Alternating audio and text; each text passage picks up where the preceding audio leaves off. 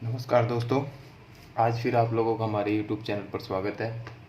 जैसे कि हम प्रॉफिट एंड लॉस की अब तक 6 पार्ट लेके आ चुके हैं। जो हमारा 7वां पार्ट होगा उसमें हम 67 क्वेश्चन से स्टार्ट करेंगे। 66 क्वेश्चन हम कर चुके हैं। तो आज जो क्वेश्चन होंगे बहुत ही अच्छे लेवल के और बहुत ही मज़ेदार क्वेश्चन होंगे।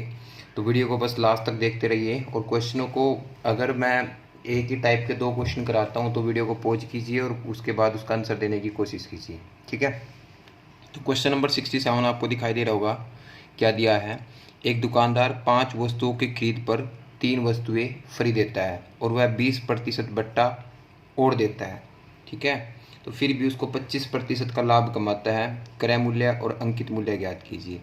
अब यहाँ पे देखते हैं मैंने आपको एक क्वेश्चन कराए भी हुए हैं, बस थोड़ा सा डिफरेंस दे रखे और कुछ नहीं है। क्या दिया है?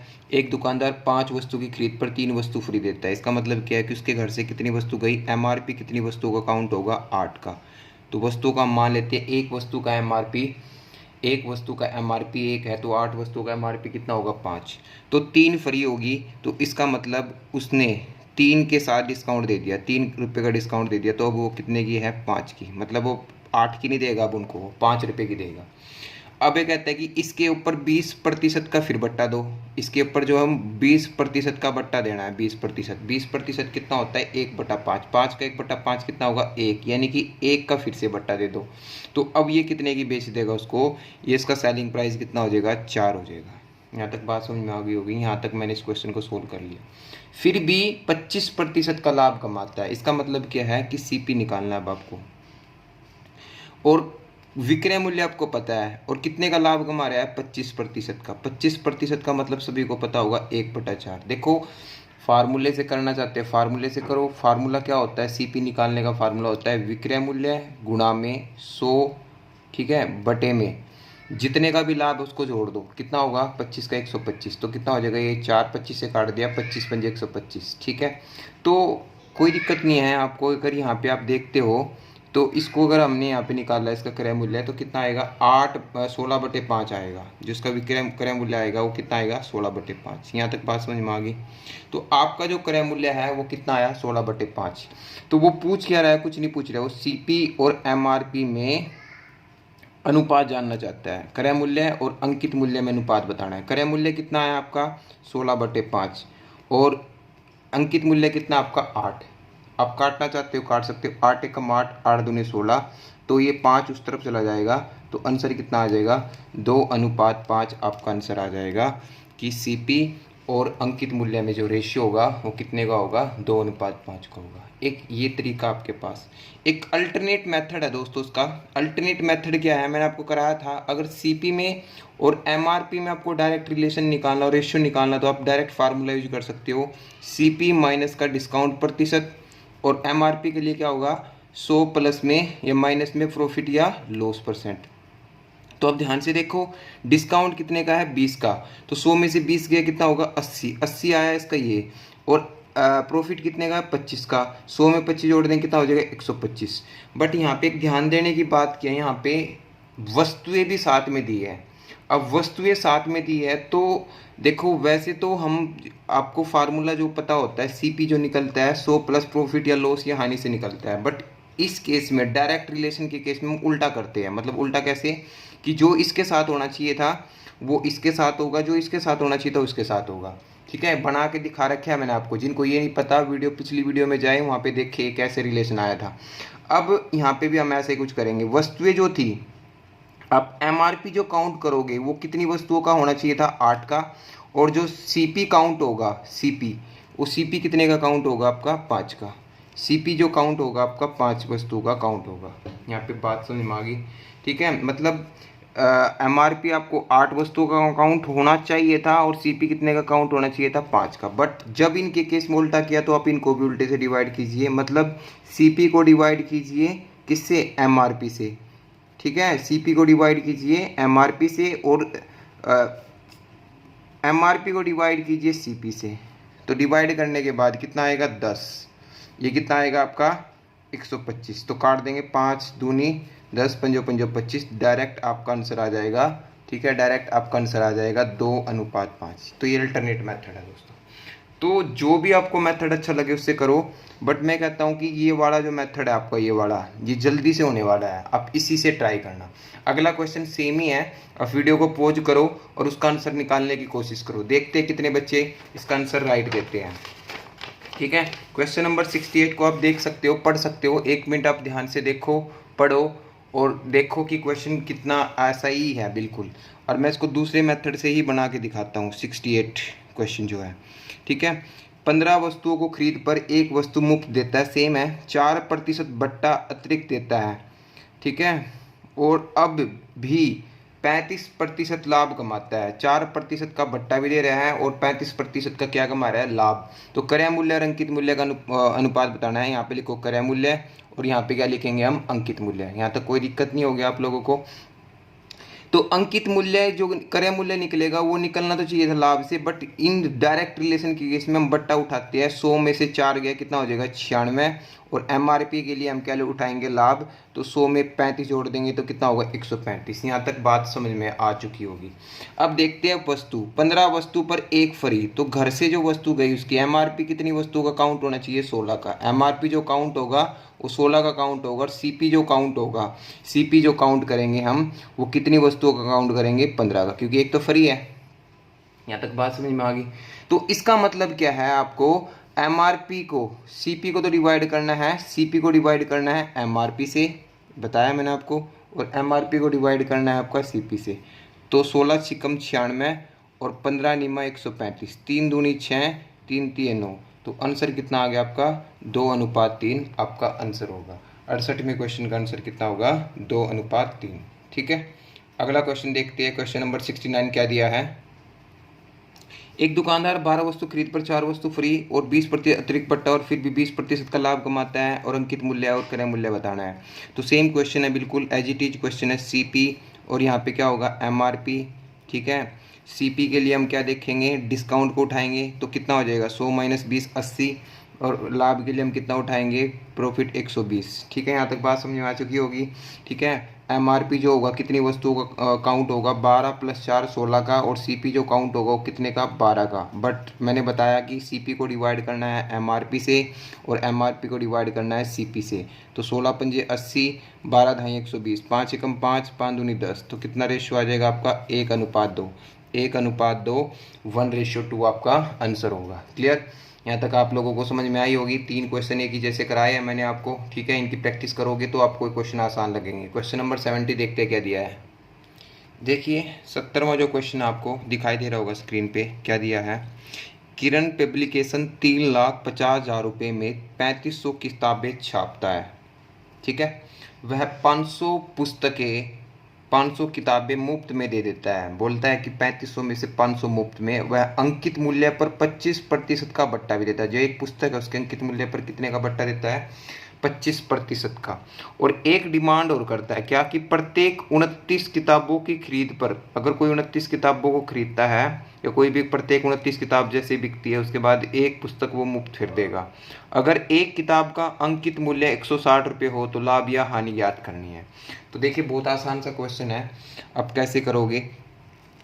3500 किताबें, इसको मैं साइड में लिख लेता हूँ। 3500 जो पुस्तकें हैं ये उसकी खरीद है भाई, ये इसकी खरीद है। कितने की खरीदी है, छपवाना जो कुछ भी है, लागत है उसकी है 3,50,000 रुपये की।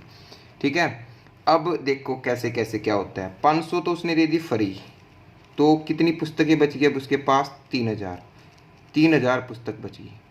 ठीक है, 3,000 पुस्तकें भी नहीं बची अब इसके पास। अगर तुम ध्यान से देखो कैसे, 29 किताबों पर एक पुस्तक फ्री दे रहा है। देखो ध्यान से, तो 29 मतलब क्या होगा, 30 किताबें जब वो बेचेगा ना, मतलब 29 के बाद एक 30वीं जो किताब होगी, 30 किताब ले होगा कोई तो एक पुस्तक को फ्री दे देगा। ये कहने का मतलब ये है।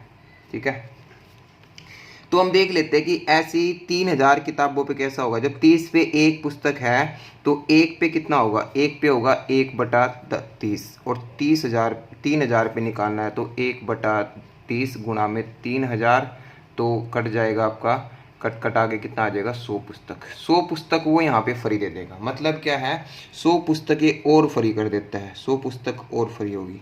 तो अब वो कितनी पुस्तकें बेच रहा है, अब वो 2900 ही पुस्तकें बेचेगा, बाकी 600 पुस्तकों को तो वो फ्री दे देगा।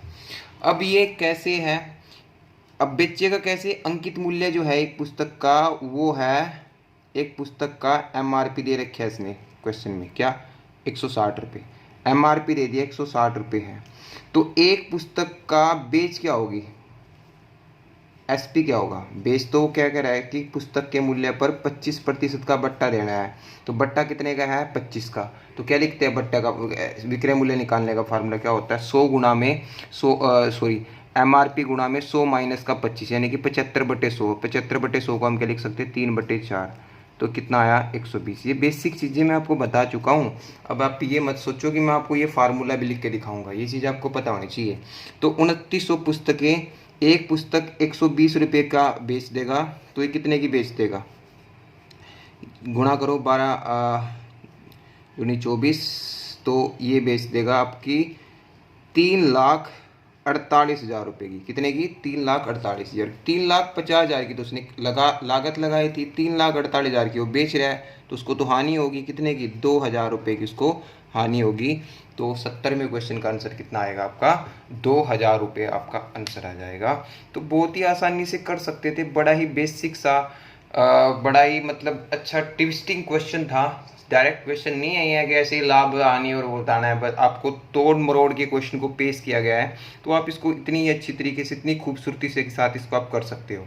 तो नेक्स्ट क्वेश्चन की ओर बढ़ते हैं। क्वेश्चन नंबर 71 में क्या दिया है, देखिए क्वेश्चन। एक आदमी ने 4725 रुपये में 30 रिक्शा खरीदे, 30 रिक्शा खरीद लेता है वो।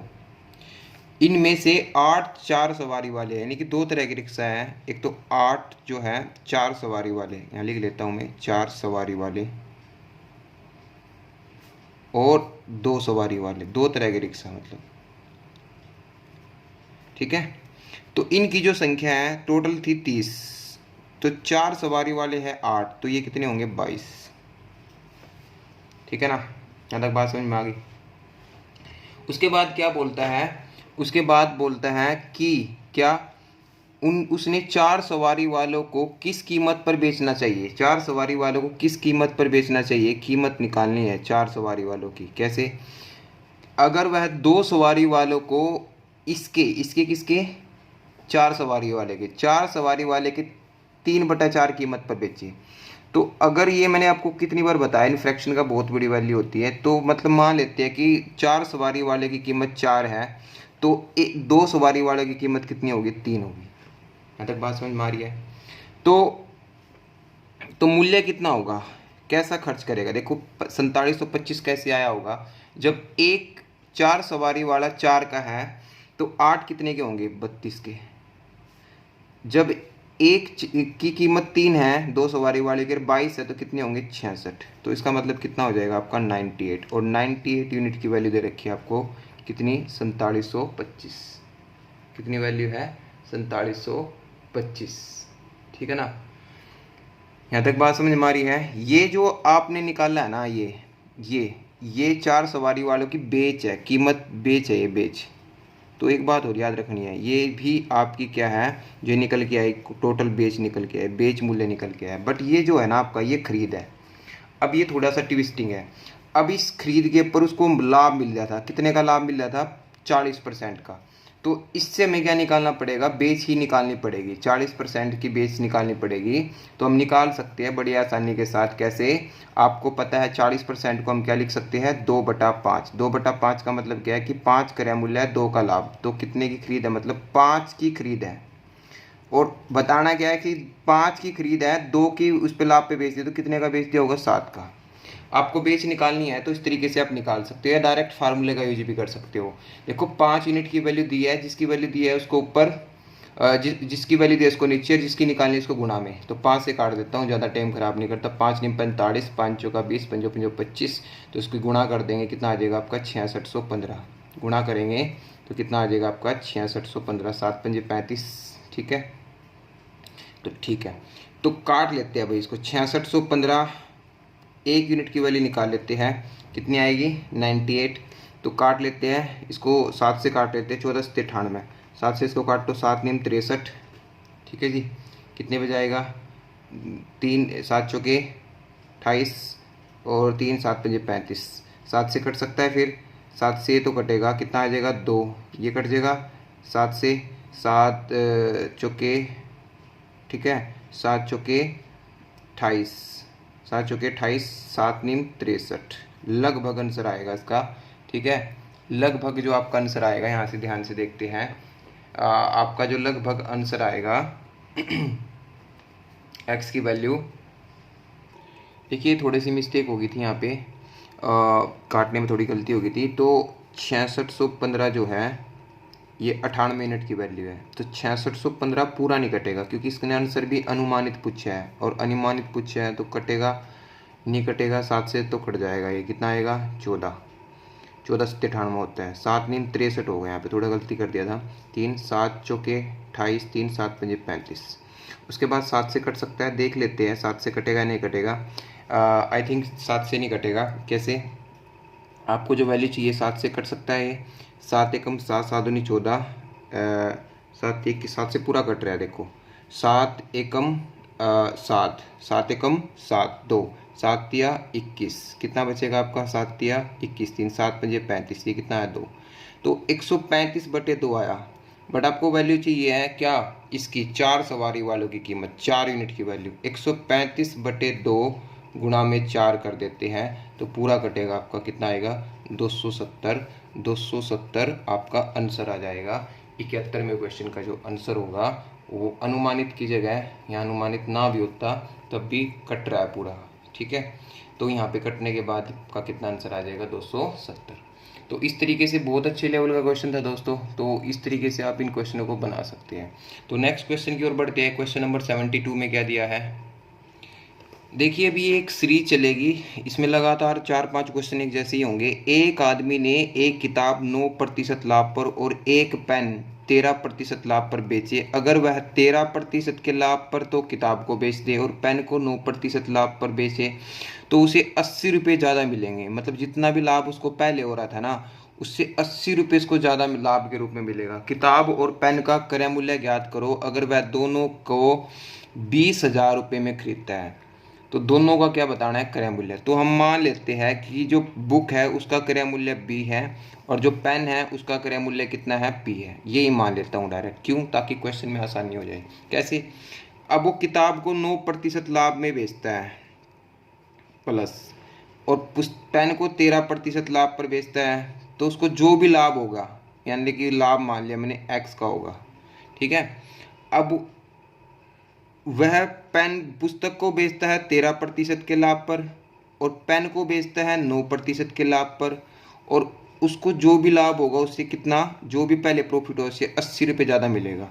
अगर ये चीज़ ये वाली और ये वाली सेम हो तो आप क्वेश्चन को इसी तरीके से बनाना है आपको। कैसे, जब मैं इनको क्या करूँगा, डिफरेंस करूँगा, इसमें से इसको माइनस करूँगा, ठीक है, इसमें से इसको माइनस करूँगा, तो आप ध्यान देना ज़्यादा में से कम को माइनस कर दो, या तो देखो थोड़ा दिमाग लगाएंगे तो 9 में से 13 जाएगा, कितना होगा माइनस के 4B और ये प्लस का 4P, ठीक है, और ये x माइनस का है, ये भी माइनस का होगा, माइनस के 80।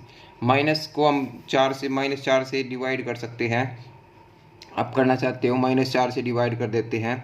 जब मैं -4 से डिवाइड करूँगा, -4% से डिवाइड कर दूँगा तो यहाँ पे तो B माइनस का P निकल जाएगा, और माइनस के 80 को जब माइनस के 4% है, प्रतिशत का प्रतिशत हट के ऊपर गुणा में 100 चला जाएगा, आपका माइनस से माइनस खत्म, और B माइनस P की वैल्यू आपके पास निकल के आ जाएगी कितनी, 2000 रुपये। तो B माइनस B 2000 रुपये दे रखे हैं और B प्लस B खरीद दे रखी है टोटल कितने, 20,000 रुपये। तो आपको क्या बताना है, क्रय मूल्य बताना है। एक याद रखना, कभी भी दो इक्वेशन ऐसे दी हो x प्लस वाई 10 के बराबर और x माइनस वाई आपकी मान लो यहाँ पे 7 + 3 4 के बराबर, तो आपको इसकी वैल्यू बतानी है बड़े वाले की, तो आपको कभी भी बड़े वाले की वैल्यू बतानी है, दोनों को ऐड करो और 2 से डिवाइड कर दो, और इसकी वैल्यू बतानी है, दोनों को माइनस करो और 2 से डिवाइड कर दो, कितना हो जाएगा 3। ऐसे ही यहाँ पे बड़े वाले b की वैल्यू बतानी है, पहले b की वैल्यू, तो बड़े वाले b की वैल्यू बतानी है, तो 20 और सॉरी 2 प्लस 20 कितना होगा 22। 22 को 2 से डिवाइड करेंगे कितना हो जाएगा 11,000। पुस्तक का पेन का कैसे निकाल लेंगे, इसको माइनस करो 18, 2 से डिवाइड कर दो 9,000। तो आपका आंसर आ जाएगा। कभी भी इक्वेशन ऐसे सोल्व करनी है, पहले किताब का बताना था तो 11,000 और फिर पेन का बताना है तो 9,000, आपका आंसर आ जाएगा। क्लियर, समझ में आई बात। तो इस तरीके से ही क्वेश्चन बनाना है। सेम क्वेश्चन अगला मिलेगा, आप वीडियो को पॉज करो और क्वेश्चन को करने की कोशिश करो। 73 क्वेश्चन सेम ऐसा ही है। फिर से एक किताब और एक पेन दिया है, 25,000 रुपये में खरीदता है वह किताब को 13% के लाभ पर, ठीक है, और पेन को 17% के लाभ पर बेचता है। तो उसको जो भी लाभ होगा x मान लेते हैं। अगर वो पुस्तक को 17% और पेन को 13% के लाभ पर बेचे तो उसे 80 रुपये ज़्यादा मिलते हैं अब की बार, ठीक है। फिर से आप माइनस करोगे, माइनस करेंगे, देखो ध्यान दो यहाँ पे माइनस में जब भी करूँगा तो 4% b, ठीक है, माइनस के 4% p और बराबर कितना आ जाएगा 80 आ जाएगा। b माइनस पी निकालूंगा 80, 4 यहाँ पे गुणा में 100, तो आपका कितना आ जाएगा। फिर से b माइनस पी किसके बराबर आ जाएगा 2,000, और b प्लस पी आपको दे रखा है अब की बार 25,000 के बराबर। b की वैल्यू बताएंगे कैसे, दोनों को ऐड करो, 27 को 2 से डिवाइड कर दो 13,500, और पेन जो होगा, जो पेन निकाल लेंगे दोनों को माइनस करो 25 माइनस 2 23,000, 2 से डिवाइड करेंगे तो कितना हो जाएगा आपका 11,500। तो आप आसानी से बड़े ही जल्दी से इन क्वेश्चनों को सोल्व कर सकते हैं। एक और क्वेश्चन मैं आपको दूंगा ऐसा ही, क्वेश्चन नंबर 74, देखते क्या दिया है। बट आप लोगों से अनुरोध है कि वीडियो को पॉज करो, क्वेश्चन को सोल्व करो। 74 देखिए, एक आदमी ने 1600 रुपये में 2 साइकिल खरीदी, ठीक है। उसने पहली को 10% मान ले, साइकिल फर्स्ट बाइसिकल है, उसको हम मान लेते हैं फर्स्ट बाइसिकल B1 से मान लेते हैं, ठीक है। B1 को 10% लाभ पर और दूसरी को 20% लाभ पर बेचा, तो ठीक है, जो भी लाभ हुआ, अगर वह पहली को 20% लाभ पर और दूसरी को 10% लाभ पर बेचे तो उसको 5 रुपये ज़्यादा मिलते हैं। फिर से वही, जब इनका हम डिफरेंस करेंगे तो 10% B1, ठीक है, माइनस का कॉमन ले लूँगा मैं ऐसे, ठीक है, B2 किसके बराबर होगा आपका 5 के, डिफरेंस करोगे तो ये आएगा। तो B1 माइनस B2 निकल जाएगा 5/10 गुणा में 100, ठीक है, कितना आ जाएगा आपका 50, और B1 प्लस B2 आपको गिवन है कितना है 1600। तो आपको B1 की वैल्यू कैसे निकालोगे, दोनों को ऐड करो, 2 से डिवाइड कर दो तो कितना हो जाएगा 875, ठीक है ना, सॉरी 825। और B2 की वैल्यू कैसे निकाल लेंगे, दोनों को माइनस कर दो, ये कितना होगा 1550, 1550 में कितना हो जाएगा 775। तो आपकी दोनों वैल्यू निकल के आ जाएगी 825 और 775। क्लियर, ठीक है। क्वेश्चन नंबर 74 सेम ऐसा ही क्वेश्चन था, एज इट इज करके देखना है। क्वेश्चन नंबर 75 की ओर बढ़ते हैं। देखिए ये ना प्रति लाभ आने का कोई क्वेश्चन है, बस एक सिंपल आपको कैलकुलेशन सिखाने के लिए क्वेश्चन दिया गया। 8 किताबें और 5 पेन की कुल कीमत, मान ले एक किताब की कीमत 20 रुपये है तो 8 की कितनी होगी 8B, एक पेन की कीमत 20 रुपये है तो आप 5 पेन की कितनी होगी 5P, कितने की है 92। ऐसे ही 3 किताबें और 2 पेन की मूल्य ज्ञात करना है इकट्ठा। अगर 5B 5 पुस्तकें और 8 पेन का क्रय मूल्य 77 रुपये। तो ये क्वेश्चन सेम ऐसे ही है। अगर आप मान लो कभी ऐसा क्वेश्चन आ जाता है ये और ये सेम और ये सेम हो, तो आप क्या करो, एक बार तो इक्वेशन को जोड़ दो। जो आप इस इक्वेशन को जोड़ोगे, ठीक है ना, अगर आप इसको जोड़ते हो तो 13B, ठीक है, प्लस P इसके बराबर आ जाएगा। इनको जोड़ेंगे तो कितना आएगा 9, और B प्लस P की वैल्यू कितनी आ जाएगी आपके पास 13। एक बार आप माइनस कर दो, जब आप इसको माइनस करोगे 3B माइनस 3P यानी कि 3 कॉमन आएगा अब की बार, और यहाँ से कितना आ जाएगा आपका 15, और B माइनस P किसके बराबर आ जाएगा आपके 5 के। तो B प्लस P 13 है, B माइनस P 5 है, तो आपको B निकालना है। B कैसे निकाल लेंगे, जोड़ के दोनों को जोड़ो 18, 2 से डिवाइड 9। P कैसे निकाल लेंगे, दोनों को माइनस करो 8, 2 से डिवाइड 4। तो दोनों की वैल्यू आपके पास आ चुकी है, इसमें रख दो, 9 तिये 27 और 4 दूनी 8, तो कितना आंसर आ जाएगा 35 रुपये। तो कभी भी क्वेश्चन आए तो आप इसको जल्दी से इस तरीके से बना सकते हो। तो जो तरीका हमने उन क्वेश्चनों में लगाया था, ये सिंपल एक कैलकुलेशन के क्वेश्चन में भी हम इस तरीके से क्वेश्चन को सोल्व कर सकते हैं। क्लियर। एक लास्ट क्वेश्चन आज की वीडियो का हम करते हैं। इस वीडियो में हमने अब तक शायद कितने 9 क्वेश्चन कर चुके हैं। लास्ट क्वेश्चन देखते हैं, क्वेश्चन नंबर 76 क्या दिया है। देखिए क्वेश्चन कुछ ऐसे दिया है, क्वेश्चन नंबर 76 आज की वीडियो का लास्ट क्वेश्चन होगा। क्या दिया है, सुमित के पास 2 बल्ले हैं, ठीक है, एक क्रिकेटिंग सेंस में उसके पास 2 बल्ले हैं। मान लेते हैं ये बल्ला B1 है और ये बल्ला B2 है, ठीक है। इनके साथ एक बॉल बेचता है। अगर वो, ध्यान से देखो, बॉल की कीमत 96 रुपये दे रखी है आपको। बॉल की कीमत कितनी है, 96 है। जो बॉल है वो आपकी 96 रुपये की है, ठीक है। अगर वह गेंद को पहले बल्ले के साथ बेच देता है, इस बॉल के साथ बेच देता है, तो उसे दूसरे बल्ले की कीमत से दुगना धन प्राप्त होगा। दूसरे बल्ले की जो कीमत है ना, जब दोनों को B1 प्लस बॉल को बेच देगा तो उसको दूसरे बल्ले की दुगनी कीमत प्राप्त होगी, दुगना धन प्राप्त होगा। परंतु अगर वह गेंद को दूसरे बल्ले के साथ बेच देता है, इस बॉल को दूसरे बल्ले के साथ बेच देता है, तो पहले बल्ले की कीमत से 306 कम प्राप्त होगा।